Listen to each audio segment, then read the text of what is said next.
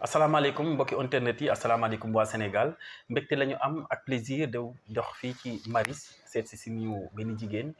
nekk kenn ci Sénégal nekk jàmbaar ñu ko xam ci turu Anna Françoise Diouf nekk présidente du mouvement citoyen pour le développement du Sénégal moo si des tey ñu daal di doxantu ñun waa IJAD TV daal di ñëw fii ci makaanam di Maris seet si ko tey parce que tey ku wax bésu tey ji wax bésu feet yi jigéen ñi bés bi nga xamante ni moom lañ duppee jigéen ñi ci seen i droit dañ seen devoir mais également surtout par rapport à l'équitabilité de la justice côté féminin yi moo tax tey ñu dox daal di def seetlu dox ñëw fii ci Maris fas yéene waxtaan ak moom ana ñu ngi lay nuyu di la ziar. maa ngi lay fay Abdou maa ngi lay fay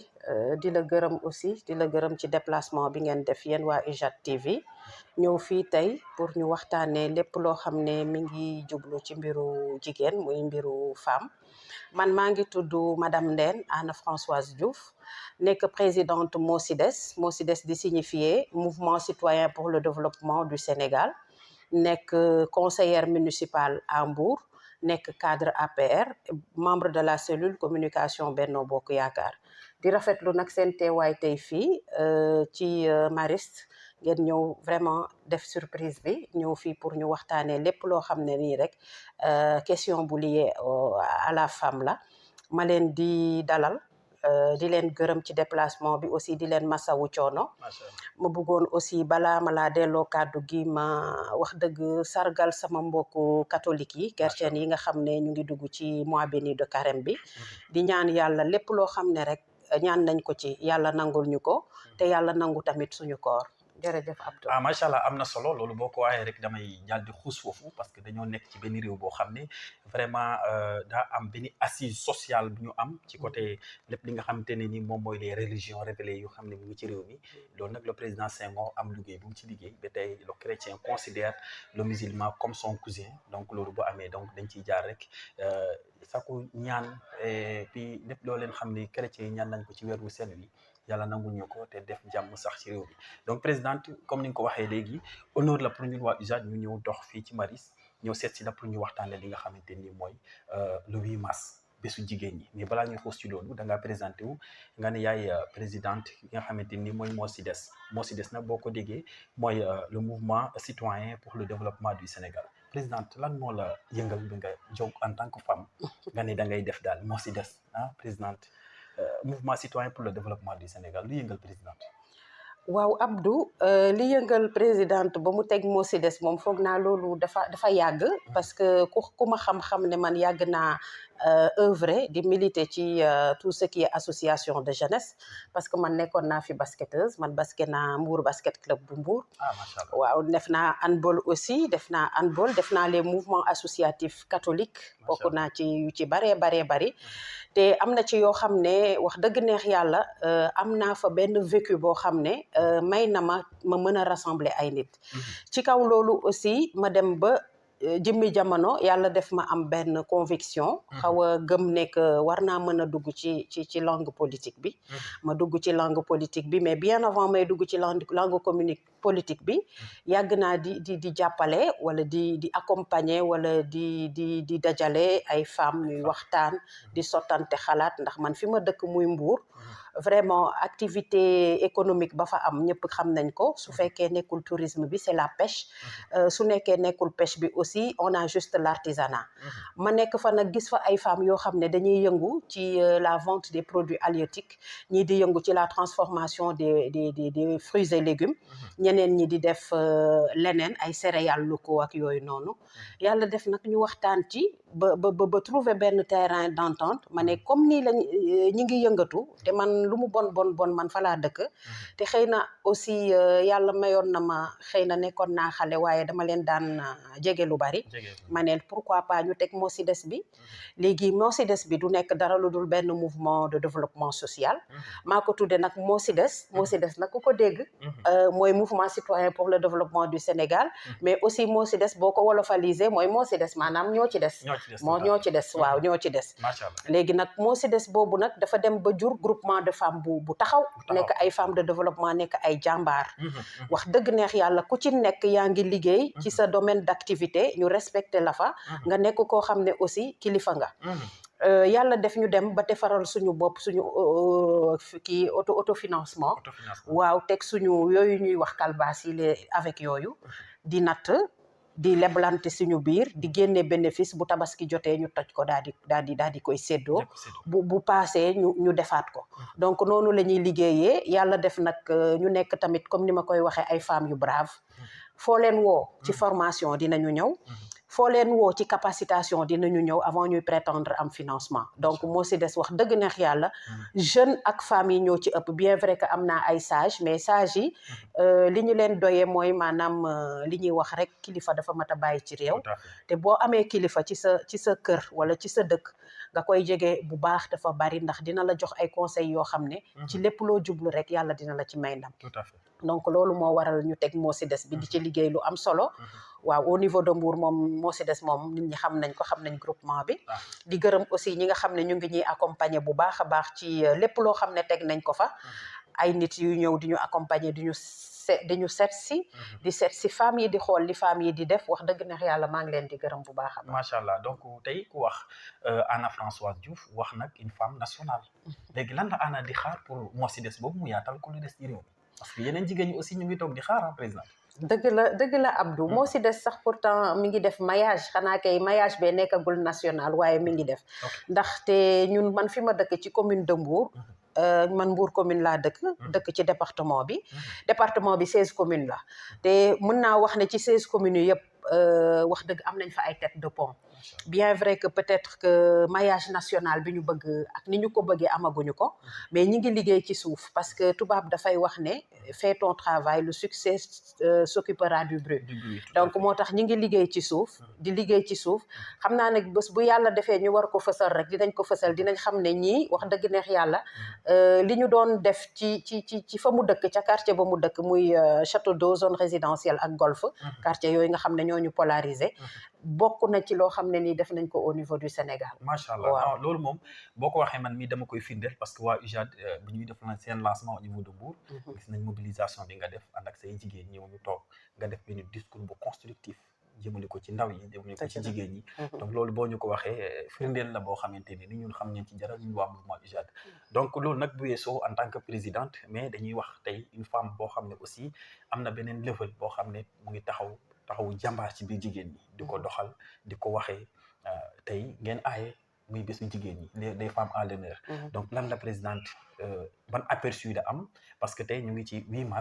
mars boo ko waxee mooy bés bi nga xam ne dañ ko duppee femmes yi au niveau international ñu reconnaître leen seen droit reconnaître l'équitabilité de la justice et tout ça parce que à l'époque dañoo jàppoon ne rek la femme est un sujet boo xam ne daa war di soumettre daa war di toog ci foyer daa war di toog daa war di yëkk waru joxe benn kaddu warul participer ci yéen yi ñu dox ba adduna di dox ba ñu duppee leen benn bés te yow defal ñu jeunesse bi parce que étant femme yow yaa ñuy defal jeunesse bi bés boobu. waaw Abdou 8 mars bi moom wax dëgg neex yàlla dafa di journée boo xam ne dañ ko jagleel femme man je dis tout le temps que c'est tout le mois de mars qui est dédié à la femme parce que la femme doit être fêtée toujours en tout temps donc dañu jël 8 mars bi peut-être def ko journée internationale des droits de la femme li waraloon loolu mooy autant gisoon nañu que y avait des disparités amoon na ay disparités yoo xam ne amoon na entre hommes et femmes gisoon nañu aussi que autant amoon na ay mbébét yoo xam ne wala ay daraja yoo xam ne nii góor rek moo ko daan am jigéen du ko am loolu nag moo waraloon mu amoon je pense ay yëngu-yëngu yu amoon ba femmes yi toog taxaw dëggal seen bopp ne franchement dañu bëgg ñu tolloole leen ak góor yi même bu ñu leen mënul tolloole ak góor yi ñu may leen au moins ñu am droit de vote donc droit de vote boobu moo wàcc si ba tax droit ñu def journée internationale de la femme waa ONU officialisé ko en 1977 ba pare wax pays yëpp nañu ko adopté waaw loolu moo waral journée internationale de la femme ñu koy fêté dañuy gis nag ne que ñu bëri journée de la femme la ñuy wax ñu gis ci xumbaare muy am ay xumbaare yu bëri mais journée bi ñu ngi ko tuddee journée internationale des droits de la femme femme dafa am ay droit yi femme am moom moo tax ñu def journée boobu donc jour bi dafa màggal boppam ba tax na loolu moo waral bu ñu koy fêté xumbaare mi gaa ci la bokk parce que jigéen moom foo ko woo foo dégg jigéen rek xamal ne wax dëgg neex yàlla war na am fura am na ay yëngu-yëngu waaye li ci gën a am solo mooy à chaque fois bu 8 mars jotee li ñu war a def mooy ñu gëstu xool ci ginnaaw 8 mars passé lan la ñu defoon yan jéego la ñu tegoon tey fan la ñu toll ak lan la ñu bëgg donc loolu moom mooy li nga xam ne loolu la ñu war a def ci 8 mars yi ñu koy fêter nag partout parce que c'est international ngeen di gis des fois sax ay nit di niroole dafi yendu mais tout ça là ça rentre dans le cadre de raffermir les liens entre les femmes donc ñu koy comment dirais-je le mot là m'échappe un peu ñu koy rafetlu bu baax a baax mais di ñaan aussi ñu gën a def focus ci autonomiser les femmes waaw surtout parce que fi ñu toll nii ci àdduna bi ku ci nekk war nga indépendante même boo indépendante financièrement nga indépendante économiquement loolu nag ñun loolu la ñu xam man de ma part personnelle moo tax man li jigéen ñi may liggéeyal ku ci nekk dama lay wax ne la que loo yëngu lu góor yëngu benn nga yëngu fukk bu soobee yàlla mën na la suturaal li nga bëgg da nga koy am donc ñun ci foofu la ñu toll ci takk ndigg yi liggéey ba pare liggéey Sénégal parce que dëkk du góor rek a koy liggéey góor ak jigéen moo koy liggéey te parce que ni góor amee xel noonu la jigéen amee xel te jigéen mooy yaay jigéen mooy tante jigéen mooy jabar jigéen mooy bàjjan waaw li daan def benn blocage jigéen mooy les stéréotypes yi ñu doon wax ay jigéen sëy lañ ko xamee da ngay juddu màgg ñu maye la nga sëyi amoo droit dem école amoo droit def dara yow da ngay toog rek di toppatoo njaboot bi maintenant yàlla def na àdduna dox na les temps sont révolus ba jigéen ñi ñi ngi jàng jigéen ñi ñi ngi formé wu jigéen ñi ñi ngi capacité wu ñu ngi leen di financer jigéen ñi ñi ngi nekk sax ay chef d'entreprise te loolu yëpp li ko andi mooy am pas-pas am gëm-gëm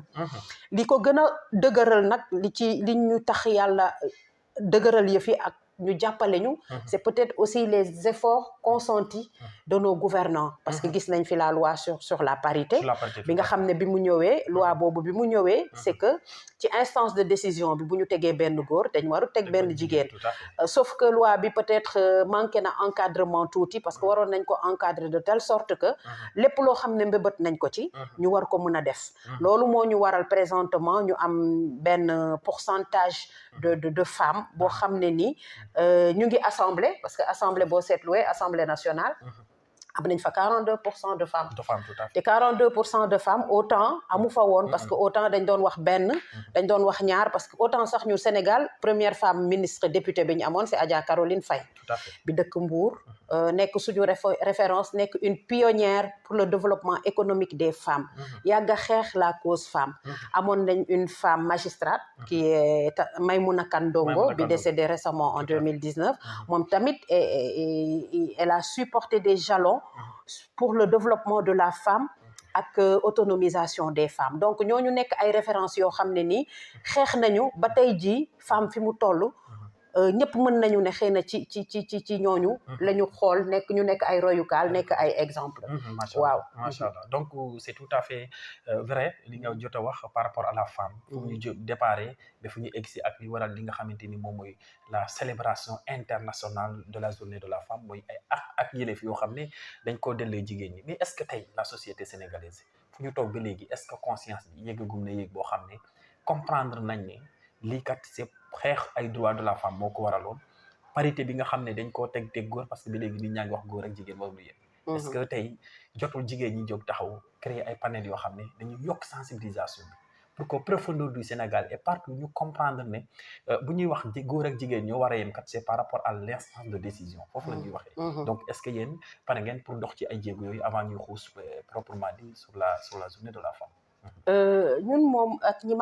ma xam ñuy yëngu ci lépp luy les questions liées à la femme ñoo yàgg nañu di xeex pour femme ñu jëmmal ko jox ko droit wam jox ko lépp loo xam ne àq ak yelleefam la ndax su ma fàttalikoo récemment 8 mars bi passé j'ai partagé un plateau avec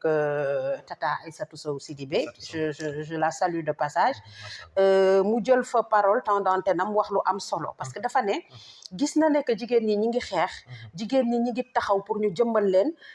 ñi ngi xeex aussi pour ñu corriger disparité bi am entre hommes et femmes mais dafa jigéen ñi dañu soxla renforcement te wax nañu dëgg jigéen dafa soxla renforcement sur plusieurs plans parce que soo seetluwee sur le plan politique parce que man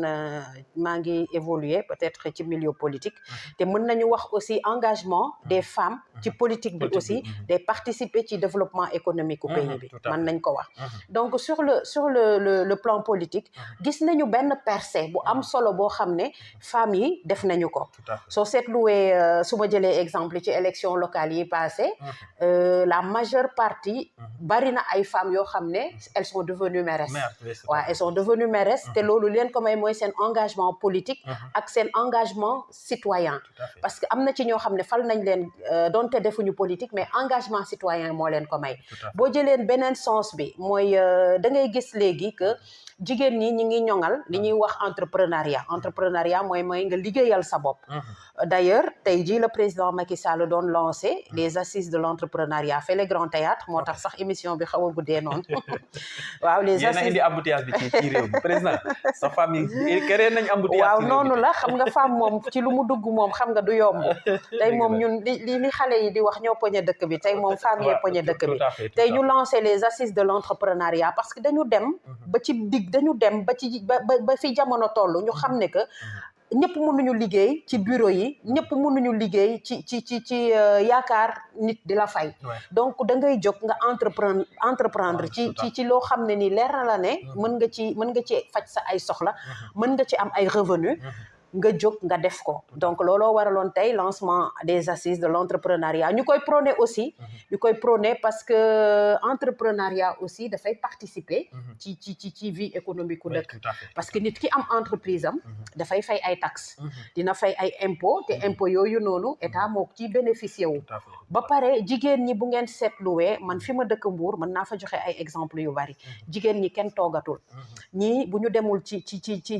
marché yi jaay jën ñii ñi ngi jaay ay jus ñii ñi ngi def ñaw ñii ñi ngi def leneen ak leneen parce que ci question bi nga posé moom laa bëgg ñëw dama doon def tuuti rek retour pour nga comprendre mais il y a eu un éveil des consciences loolu seetlu nañ ko temps bi ñu doon wax jigéen day toog ci kër di togg di yekk di aar njaboot gi di yor njaboot gi ak temps yi du benn gaa yaa ngi toog ci kër gi di nga gérer sa kër waaye nag di nga liggéey ndax nag li ñuy wax rek kër yi tamit il faut jigéen yi aussi di ci participer di ci bàyyi xel di ci participer di ci liggéey pour mën a gën a defaraat njaboot yi ba pare participer ci vie économique parce que on dit par rapport à la politique n'est rien que la gestion de la cité la gestion de la cité góor mën na ko jigéen mën na ko donc que chacun y met du sien que ku nekk rek andi sa pierre à l'édifice et ñu doxal dëkk bi moo fi nekk waaw am na solo mais nag il faut ñu rebondir ci programme boobu nga xam ne tey amoon na grand théâtre jigéen ñi daje fa waaw loolu aussi baax na par rapport à l'autonomisation des femmes baax na ñu mën a demal seen bopp parce que tout simplement comme ni nga ko waxee jigéen dañu war a participer à la construction de notre cher pays lan ngeen fa lancer comme projet wala boog am na ay financement bu fekkee am na nag nga teen ma wax ma woo ma dem mu dem bido président waaw xam nga ne président Macky Sall depuis bi mu ñëwee ba tey moom dafa jox jigéen cër waxuma président yi fi nekkoon joxuñu jigéen cër mais président dafa jël jigéen mettre ko au centre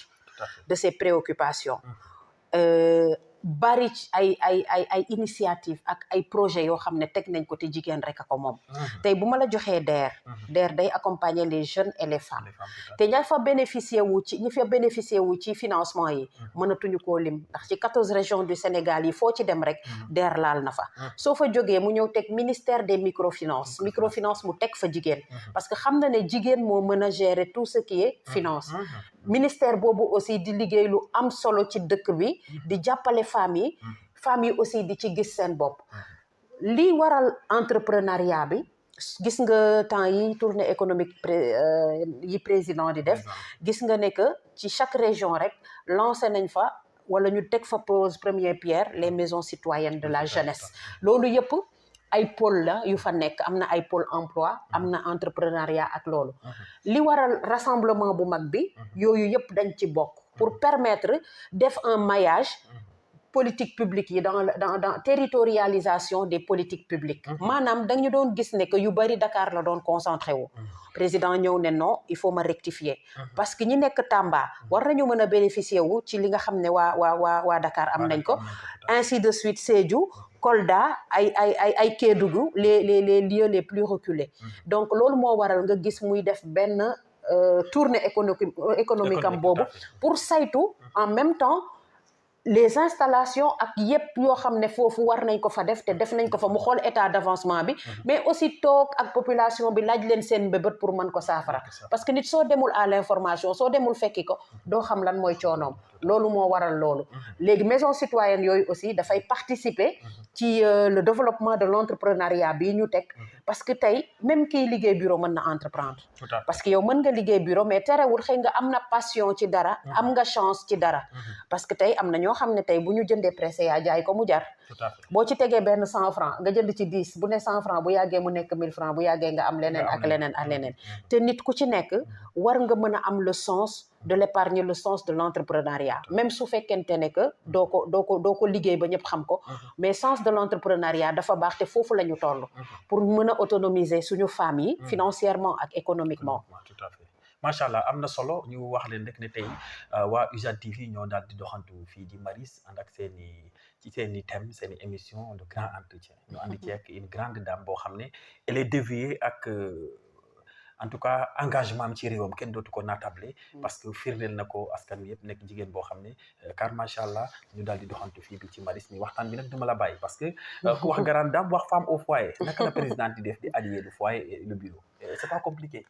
waaw c'est pas compliqué c'est compliqué mais c'est une balance c'est une balance il faut peser sur la balance mais waaw on rend grâce à Dieu on s'en sort yàlla def nag ñu ngi ci kër gi di sëy comme niñ koy waxee xam nag suñu wareefu sëy tamit di ko def uuf njaboot gi di toppatoo alaaji bi comme niñ koy waxee mais terewul suñu xëyee 6 heures du matin dañuy génn kër gi dem liggéeyi ba 17 heures ñu wàcc bu ñu amee ay courses yu ñu war a def ñu dem def ko waaye terewul yàlla def na am na ku ñu bàyyi ci kër gi koo xam ne nii xëy na dina préparer yëpp waaye yow boo ñëwee ba nga sangu ba pare da ngay sol sa mbubbu femme dugg ci biir waañ bi xool li ñu war a togg bi ñëw yekk ko taaj ko jox nit ci ñu lekk soo paree nga jéem a dorlote xale yi ñu nelaw après nga dem tëddi de toute façon xam naa ne daal wax dëgg neex yàlla ku ci nekk sa wareef ci kër gi jigéen même booy liggéey war nga ko def même booy liggéey war nga def sa wareefu sëy foofu laay tooñee suñu certaines femmes des fois bu ñuy wax parité bi des fois ñu ne waaw dañoo war di partager charge ménagère yeeg affaire yooyu man leen parité bi moom c'est dans les instances de décision parité bi moom yeggul ci kër gi moom jigéen gee ko war a gérer na ko gérer rek ñu bàyyi monsieur yi ñu reposer waaw franchement c'est passionnant aussi d'être femme d'être mère d'avoir une famille et de s'en occuper. Franchement, c'est passionnant. Et en fait, je dis que c'est l'amour maternel qui te pousse quand même à bien vouloir faire les choses et de bien. Parce que tamit soo nekkee ci benn game di ko xale yi di waxee parce que game la ñuy wax sur le landerneau monopolitique bi nga ci wane image boo xam ne nii di ci def loo xam ne nii ñëpp la respecté te sa kër meloo noonu. Voilà, tout à fait. Waaw donc loolu la ñuy wax en séeréer faaxo jël na biti. waaw kay te xeene koy nee na yow. en tout cas am na solo trop dégg ngeen ko mbokk jigéen ñi en foyer lu war jigéen la taxaw sa borom kër taxaw sa njaboot loolu jigéen moo ko war a def donc na ko jigéen ñi bàyyi xel bu baax a baax ku dégg mu ngi wax mu ngi ci engagement politique mu ngi ci entrepreneuriat mu ngi ci saytu famille mais également bàyyul li nga xamante ni moom mooy foyer moom mooy këram moom mooy borom këram ak i njabootam macha allah mu nekk roy waay donc loolu bu ñu ko waxee aussi présidente suñu xel day dem ci jigéen ñi nga xam ne tey dañu nekk ci dañ leen di tàkk mais pour ñu dem sëyi parce que bureau bi boo ko waxee da ngay dem sëyi noonu doo bi nga may doxaan waxoo ma woon loolu du ma sëyi bàyyi sama liggéey lan ngay bàyyi jigéen ñooñu tey bon Abdou côté boobu moom je dirais que c'est un peu relatif et c'est ambigu aussi parce que li tax may wax ambiguïté mooy xam nga ki ngay takk fekk ko muy jàng mënoo koo bàyyiloo jàng te waxtaanu leen donc man je me dis que y a les préalables en toute chose il y a les préalables parce que ki ngay ñëw takk muy jàng pour man su fekkente ne da nga bëgg mu sëyi dès le début avant takk bi da nga ko koy wax su ci d'accordé mu engagé wu su ci d'accordul mu bañ a engagé wu mais yéen yi ngeen di faral di def mooy da ngeen di wax nit ki dinaa la takk bàyyi la nga continuer bu ngeen demee ba alxayri comme on dit c'est comme ça non bu ngeen demee ba alxayri bi jug mu toog 2 mois ngeen bëgg koo bàyyiloo kayit te xam nga ne loolu bu boobaa du sotti bu boobaa du sotti te en plus fi ñu toll nii bàyyiloo jigéen jàng c'est révolu jigéen buy jàng war a formé wu wala renforcé wu man pour man ki ko takk daf ko war a jàppale bu baax a baax ndax tey bu renforcé woo ba am compétence wala expertise njëriñ lay doon ci jëkkër ji njëriñ lay doon ci famille bi mais njëriñ lay doon aussi ci société bi donc loolu dafa jaadu wax dëgg neex yàlla ñu renforcer ko maintenant comme j'ai dit c'est ambigu mooy en tout cas c'est des 2 côtés ku góor ki a le droit de dire que sama jabar dama bëgg su ma ko takkee mu sëy si mais ce sera donc commun accord il faut ngeen waxtaan si ba juboo su fekkente ne d'accord na ko mu dem su d'accordul aussi nga xam d'accordul nga jéem a lam bi feneen comme on dit parce que en toute chose loo gis tey lu kii bañ suba keneen mën na ko nangu mais nous ne sommes plus à l'ère du temps de dire à une femme d'arrêter ses études juste pour aller s'occuper d'un ménage quand même man je pense que là où nous en sommes les femmes doivent quand même rester dans les foyers mais elles ont le droit d'être formées. Oui, tout à fait. D'être formées. La formation des femmes est obligatoire. C'est ça. Déjà sax dund bi dafa métti. Bu dee góor war a charger loyer war a gérer l'éducation des enfants. dëgg la war a gérer madame deful dara day daal di métti. te de temps en temps il faut ñu leen di jàppale di leen jox benn coup. waaw mais président jàppale boobu nag gaawul. di leen bëmax tuuti jàppale boobu gaawul de président en tout cas c'est extraordinaire. di nga jot a wax am na solo kon gars yi boo leen demee di labat de grâce wax leen rek luy am. dëgg la bu leen nobee ci loolu. waaw dëgg la bu la nobul ci loolu aussi. nga dem daxiwaat sa waaw dëgg la nag loolu moo wóor dëgg la de parce que nit aussi boo ko waxee loo xam ne mënul wéy yàgg-yàgg rek loolu mooy tas sëy bi donc je pense que loolu aussi bokk na ci li nga xam ne c'est la cause principale des divorces aujourd'hui récurrentes donc ñu war ko bàyyi xel bu baax mais au-delà de ça am na beneen fléau boo xam ne touché na la société muy les réseaux sociaux les femmes et les réseaux sociaux est-ce que jigéen war na def yenn sorties yi yeebaane mu jigéenam étant donné que vous êtes la mère du monde entier ku fi baax yéen la képp ku fi nekk rek buñ koy tudd di ko tiitaroo ci jigéen la jógee donc ban comportement moom la jigéen war a surtout aujourd'hui dans un monde où voilà adduna dafa ubbeeku na jigéen ñi surtout xale yu jigéen ñi nga xam ne duggaguñu te xamuñu les conséquences parce que yow yaay fooy sa image di fooy yéen ñi suba nga war a jur président de la république wala nga war a jur imam wala nga war a jur prêtre wala abbé donc ban comportement la jigéen bi war a yor tey waaw posé nga question bu am solo et je me souviens yàggul tuuti def naa benn émission boo xam ne on a parlé des réseaux sociaux ak l'avènement des réseaux sociaux avec les jeunes man je dirais au-delà même des femmes en fait dañu war a taxaw saytu réseaux sociaux yi est-ce que c'est vraiment fait pour nous parce que réseaux sociaux utilité biñ ci war a am on voit que y a beaucoup de personnes dériviées ëpp parce que réseaux sociaux yi tax na léegi Sénégal dañuy xas nit ci waaso di xas nit ci juddu suñu kilifa diine yi nga xam ne ce sont les régulateurs sociaux ñooy le socle même de la famille et le socle même de la société sénégalaise ñu dem ba commencer di leen ŋàññ ci réseaux sociaux yi ba ku ci nekk tey boo waree wax sax yaa mën nga xalaat ne xëy na su ma waxee am ñu ma saaga wala am ñu ma wax yoo xam ne ni tegginewul loolu nag mu nekk loo xam ne ni lu ñaaw la te yàggul lu ñaaw la ñu koy ñaawlu bu baax a baax parce que réseaux sociaux yi pour man dañ ko war a jël def ci utilité jàng ci lu bari jàngale ci aussi lu bari parce que à travers les réseaux sociaux tu peux faire passer un message à travers les réseaux sociaux tu peux même apprendre li nga xam ne mooy le b.a.-ba mooy les questions de bienséance mën nga ko ci jàng donc pour man bu réseaux sociaux avec avènement réseaux sociaux yi ñun li ñu waroon mooy ñu bénéficier wu ci le positif des réseaux sociaux mais pas jël réseaux sociaux di ko utiliser au sens péjoratif pour atteindre une cible pour atteindre des personnes wala pour juger nit wala pour dugg ci vie privée nit te loolu moo am présentement te loolu dafa ñaaw te rafetul parce que ci politique bi sax la ëpp te politique war nañu assainir milieu bi war nañu assainir les relations parce que au-delà de la politique nous sommes et restons des Sénégalais nous sommes et restons des frères et sœurs te fii Sénégal comme ni ma koy waxee nous avons le devoir de raffermir les liens parce que dafa am lu fi am ay maam dafa am lu fi ay maam bàyyi tey suñu demee ba catholique bi ak jullit bi di seq mayante ngalax ak yàpp tabaski ak cere tam xarit c'est parce que dafa am lu ko fi teg suñu demee ba wormaal ay kilifa bu jamono méttee jamono tàng kilifa génn wax nga déglu ko c'est parce que dafa am lu ko fi mayee loolu moo tax loolu mooy ndëgërlaayu Sénégal te loolu moo tax ba présentement Sénégal taxaw bu ñu dof-dofloo nag ba loolu fi nekk ñu dindi ko fi bu boobaa tamit képp koo xam ne da nga foog ne yow da nga foog ne ci keneen lay dem kenn du ci mucc bu boobaa kenn du ci mucc moo tax nañu œuvrer pour la paix et la stabilité de ce pays et pour ça je porte un plaidoyer et je lance un appel à l'endroit des femmes parce que yaay moo jur yaay mooy tanta te ñi nga xam ne ñoo nekk ci réseaux sociaux yi wala di former ay groupe wala ay parti politique di def à l'encontre de li war a am ñooñu ay nit ñooy seen yaay ay nit a leen jur donc damay ñaan maire yi ak yaay yi ñu gën a yiir ndaw yi ci jom fula ak fayda ak respecter waaso jàmbur respecter diine jàmbur ak respecter kilifa diine surtout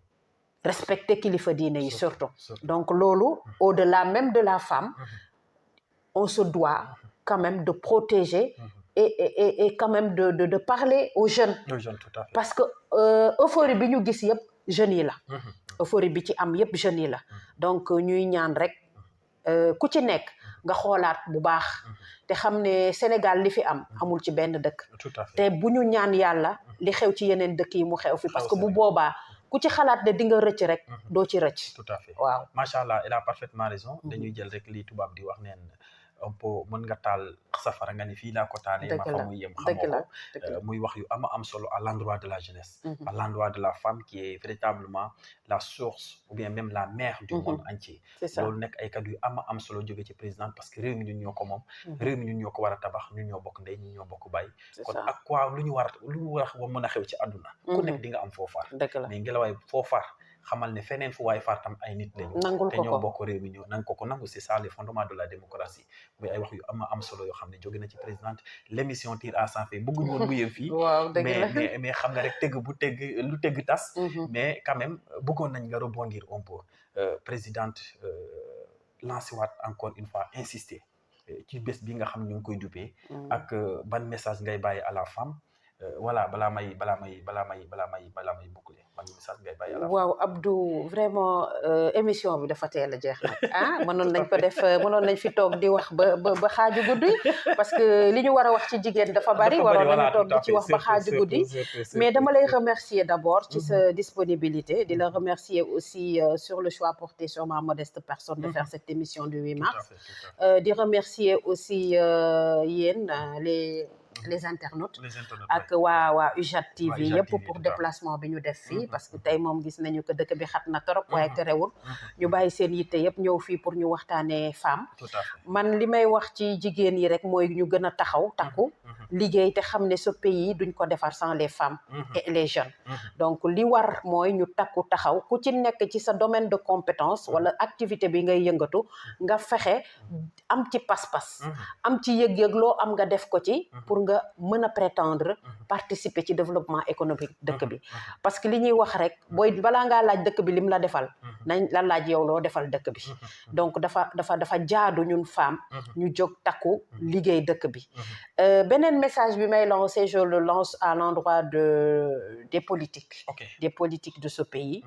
que ñu gën a defaraat toogaay yi gën a apaiser tension sociale bi gën a waxtaan ci suñu biir parce que toutes les guerres ont fini sur une table de négociation kon nañu waxtaanaat suñu biir jéem a dresser imposer obliger les gens fii mu am benn climat social boo xam ne ni bu baax la parce que ni ma ko waxee woon rek naa koy waxee dafa am ay échéances yu ñëw te échéances yooyu les prémices yi commencé am ne sont pas rassurantes